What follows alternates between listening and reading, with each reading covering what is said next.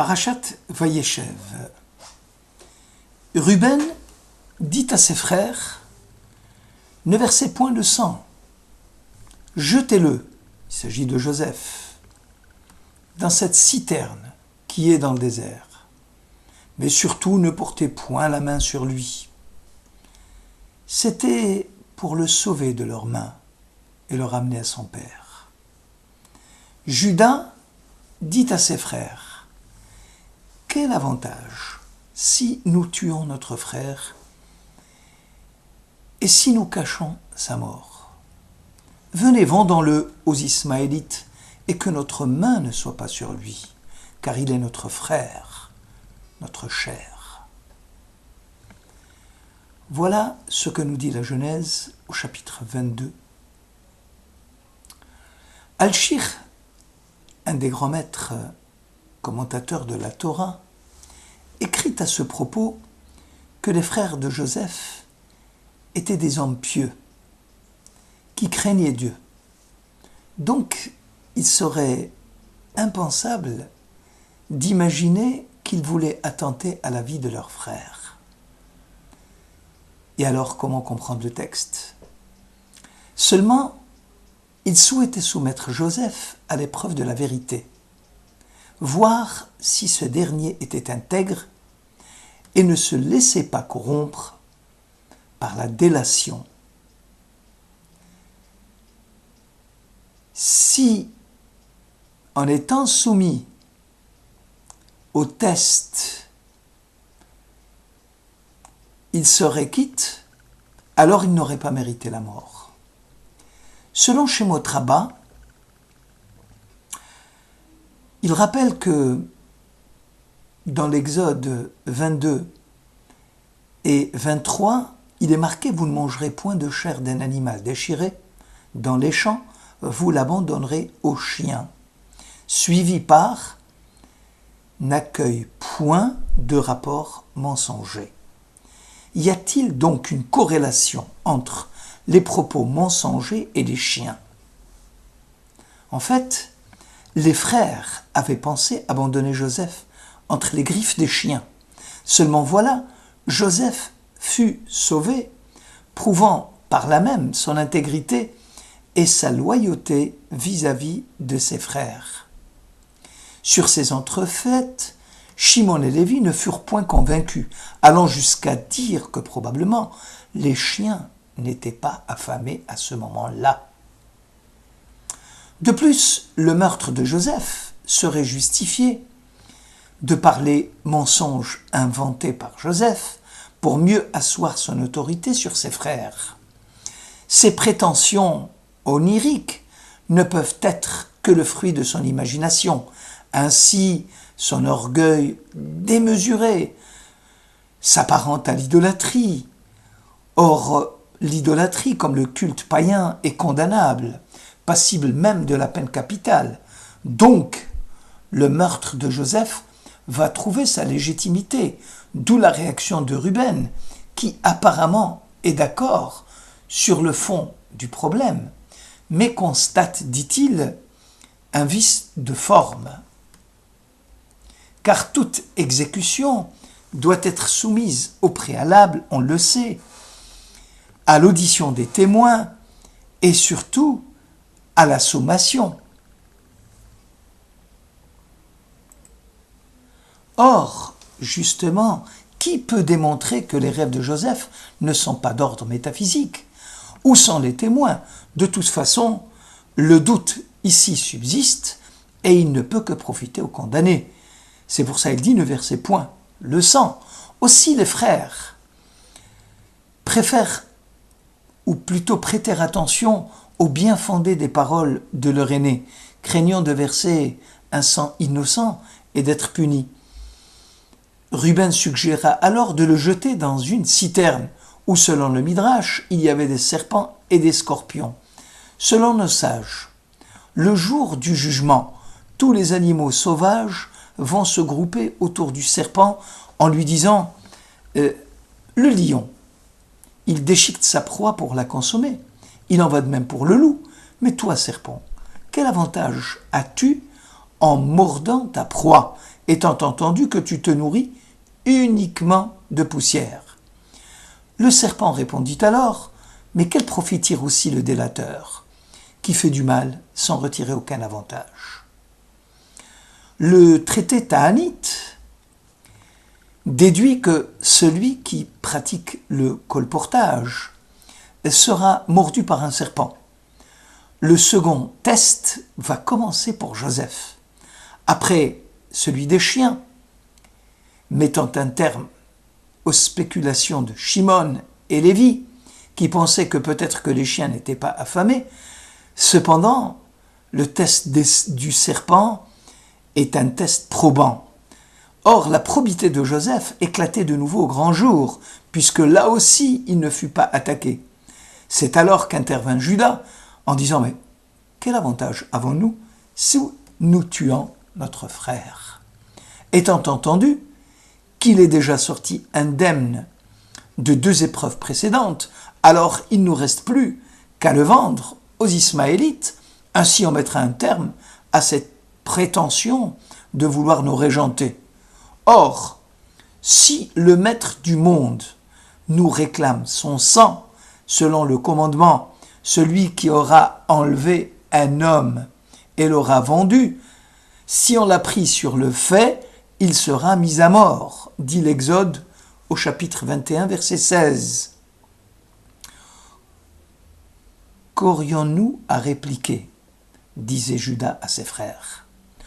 On pourra alors répondre que selon le traité Sanhédrin, n'est condamnable d'enlèvement, de rapt et donc passible de mort, que celui qui s'approprie le travail du kidnappé puis tente de le revendre.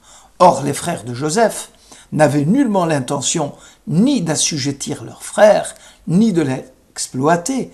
Leurs intentions étaient bien évidemment de l'écarter de la sphère familiale pour mettre un terme à ses prétentions de chef. Le Kéliakar soulève un problème qui est d'ordre sémantique. Ma betsa. Dans le mot betsa, ça veut dire quelle corruption avons-nous à le vendre? Quelle aventure ou quel avantage plutôt financier nous pourrions tirer à ce moment-là si on le vend? En fait, la jalousie des frères avait pour cause le droit d'aînesse que le père avait octroyé à Joseph, au détriment de Ruben. Or, l'aîné avait droit à une double part lors du partage de l'héritage du père.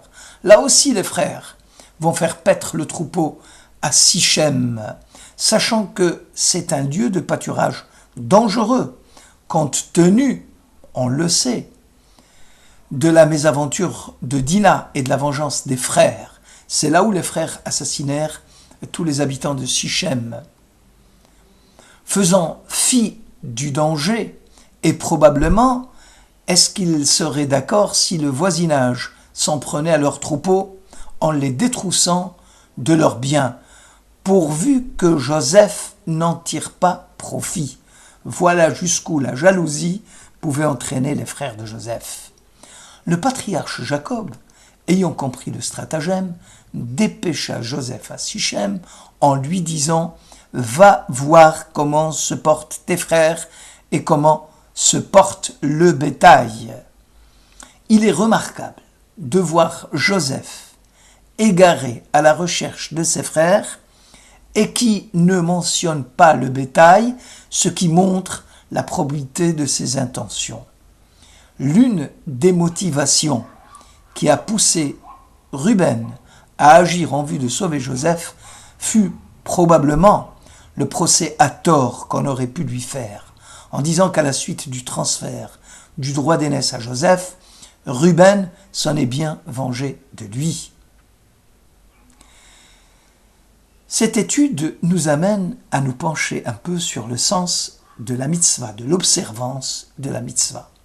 Le mot mitzvah signifie bien évidemment commandement, loi, acte, mais il est aussi bonté, valeur, piété.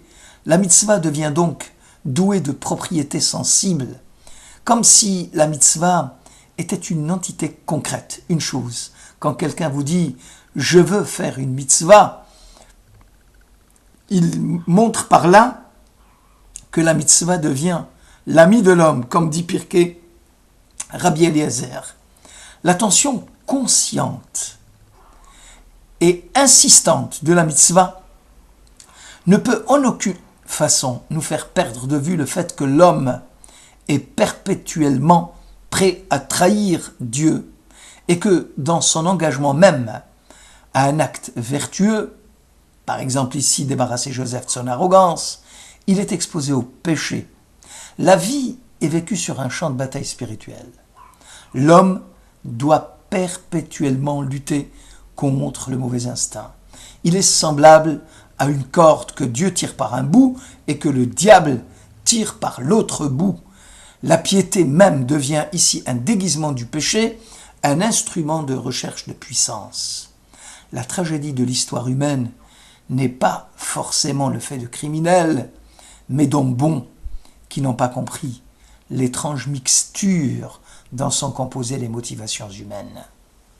Le Zohar, le livre de la splendeur, nous apprend qu'il y a confiscation entre le bien et le mal, et cette confusion plutôt remonte au processus même de la création.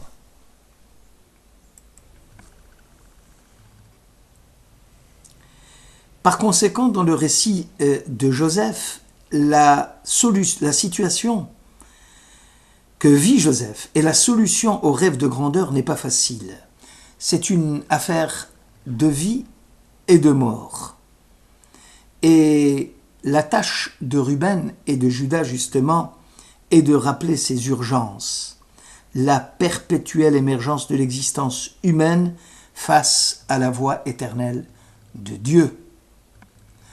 L'objectif, d'ailleurs, de chacun des frères consiste à distinguer entre le bien et le mal, entre le juste et l'injuste, avant de commettre l'irréparable.